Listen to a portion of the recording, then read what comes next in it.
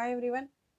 ఈరోజు మనం చూడబోయే నెక్స్ట్ టాపిక్ వచ్చేసరికి డేటా స్ట్రక్చర్స్ మనకి ఇన్ఫర్మేషన్ రిట్రీవల్ సిస్టంలో డేటా స్ట్రక్చర్ అనే కాన్సెప్ట్ ఎలా యూజ్ అవుతుంది అని తెలుసుకునే ముందు మన ఛానల్ని ఇంకా సబ్స్క్రైబ్ చేసుకోకపోతే సబ్స్క్రైబ్ చేసుకోండి. బెల్ ఐకాన్ ప్రెస్ చేస్తే లేటెస్ట్ నోటిఫికేషన్స్ అన్ని మీరు గెట్ చేసుకోవచ్చు. సో డేటా స్ట్రక్చర్ అనేది జనరల్గా మనకు ఒక సబ్జెక్ట్. సో మనం విత్ సి లాంగ్వేజ్తో కానీ విత్ C++తో కానీ విత్ జావాతో కానీ మనం ఇలా డిఫరెంట్ లాంగ్వేజెస్తో డేటా స్ట్రక్చర్ని యూజ్ చేసుకోవచ్చు. సో ఇలాంటి డేటా స్ట్రక్చర్ మనకి ఇన్ఫర్మేషన్ రిట్రీవల్ సిస్టంలో ఎలా యూజ్ అవుతుంది అంటే, first of all data structure అనేది ఒక set of collection. So that is set of data or collection of data. So అలా మనకి ఇక్కడ సెట్ ఆఫ్ క్యాపబిలిటీస్. సో ఎలాంటి కలెక్షన్ ఆఫ్ థింగ్స్ని మనం యాక్సెస్ చేస్తున్నాము అనేది చూద్దాం. సో ఇలాంటి డేటా ఫస్ట్ ఆఫ్ ఆల్ ఐఆర్ఎస్లో మనం చెప్పేది it is a set of capabilities. What is ability to represent the concept and their relationships. So మనం ఇక్కడ మెయిన్గా రిప్రజెంట్ చేసేది కాన్సెప్ట్ అండ్ దేర్ రిలేషన్షిప్స్. అంటే వేటి మధ్యలో మనం కాన్సెప్ట్ ఎస్టాబ్లిష్ చేస్తున్నామో అండ్ వాటి మధ్యలో ఉన్న రిలేషన్షిప్ అనేది ఎబిలిటీగా మనం ఒక రిప్రజెంటేషన్ అనేది చూపిస్తాం. అలాంటి థింగ్స్కి యూజ్ చేయడం కోసమే మనం ఇక్కడ డేటా స్ట్రక్చర్ అనే కాన్సెప్ట్ యూజ్ చేస్తున్నాం. బట్ మనం ఆల్రెడీ బయట చూసిన డేటా స్ట్రక్చర్స్కి ఇక్కడికి చాలా డిఫరెన్స్ ఉంటుంది. ఇక్కడ యూజ్ చేసే the main two major data structures ఏంటి అంటే, ఫస్ట్ థింగ్ ఇది ఒక ప్రొసీజర్. ఇది stores and manages the received items. ఏవైతే మనం రిట్రీవ్ నుంచి ఇన్ఫర్మేషన్ రిట్రీవల్ సిస్టమ్కి ఏవైతే మనం ఒక ఐటమ్స్ అనేవి రిసీవ్ చేసుకుంటున్నామో దాన్ని మనం స్టోర్ అండ్ మేనేజ్ చేస్తున్నాం in the document manager. Document manager అనే ఒక కాన్సెప్ట్లో మనం ఐటమ్స్ని నార్మలైజ్డ్ ఫామ్లో స్టోర్ చేసుకుంటున్నాం అండ్ మేనేజ్ చేసుకుంటున్నాం. అండ్ డాక్యుమెంట్ సర్చ్ మేనేజర్ అనే దాంట్లో ఏం చేస్తున్నామంటే, it processing tokens and associated data to support search. మనం ఒక పర్టికులర్ ఐటమ్ సెర్చ్ చేయాలి అంటే దానికి సంబంధించి కొన్ని టోకెన్స్ అనేవి మనం ప్రాసెస్ చేసుకుంటున్నాం.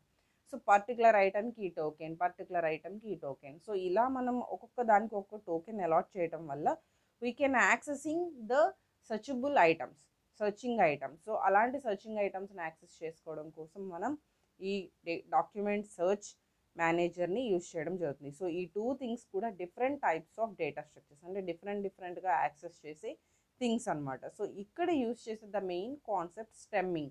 ఆల్రెడీ ప్రీవియస్ క్లాస్లో మనం స్టెమ్మింగ్ అండ్ లెమ్టైజేషన్ అనే దాని గురించి జస్ట్ ఇంట్రడక్షన్ చూసాం. కానీ స్టెమ్ అనేది మనకి చాలా ఇంపార్టెంట్ అయిన వర్డ్ డేటా స్ట్రక్చర్ ఇన్ ఐఆర్ఎస్లో. That is the concept of stemming.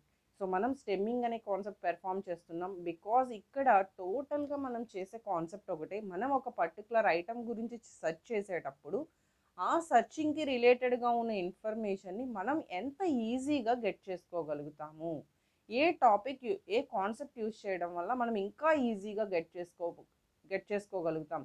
ఇలాంటి డిఫరెంట్ టెక్నాలజీసే మనం ఇందులో నేర్చుకుంటున్నాం. సో అందులో one of the concepts stemming.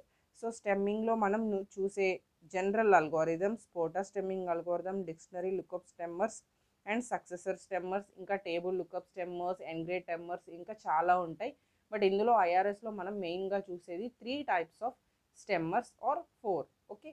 So then ఇక్కడ వన్ మోర్, ఇంకా మనకి డేటా స్ట్రక్చర్కి ఇంకా లెంగ్దీగా వెళ్తే మనకి కమింగ్ సూన్ స్టెమ్మింగ్ అల్గోరిథమ్స్ తర్వాత మనం నేర్చుకోబోయేవి ఏంటి అంటే మేజర్ డేటా స్ట్రక్చర్స్. ఇవి కూడా డిఫరెంట్ అల్గోరిథమ్స్ అనమాట మొత్తం. That is inverted file structure, N gram data structure, PAT data structure, signature file structure, hypertext data structures. So each and every algorithm is very important.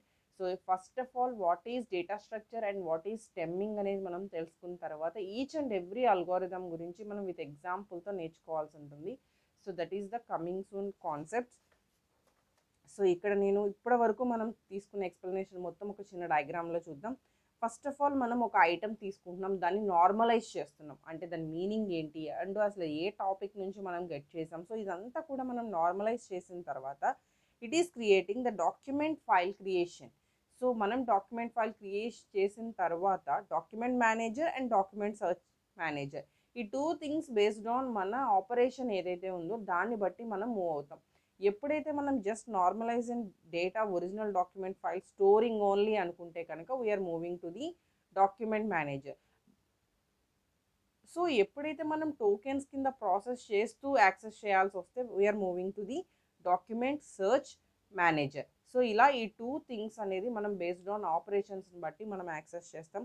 So ఎప్పుడైతే searching అనేది complete అయిందో then ఆ result ఏమవుతుంది అంటే document మేనేజర్కి pass అయిపోతుంది, అది retrieve పర్పస్లో.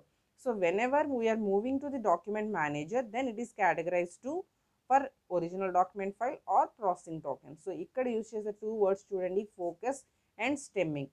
Data structure supports searching function. So ఏదైతే మనం ఫంక్షన్ బేస్డ్ ఆన్ సెర్చ్ చేద్దాం అనుకుంటున్నామో అది డేటా స్ట్రక్చర్ సపోర్ట్ చేస్తుంది. That concept is called focus.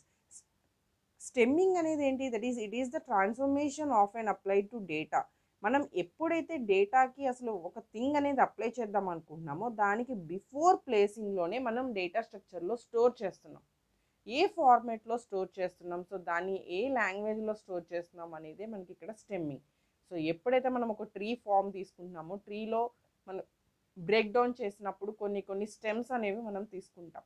So అలానే ఇక్కడ మనం తీసుకునే ఇన్ఫర్మేషన్ నుంచి ఈజీగా రిట్రీవ్ చేసుకోవడం కోసం ఏంటంటే మనం తీసుకున్న టెక్స్ట్ నుంచి మనం స్టెమ్స్ అనేవి తీసుకుంటాం. So that is the concept of stemming. In coming classes stemming algorithms one by one చూద్దాం. So this is first of all information introduction about the data structures. Thank you.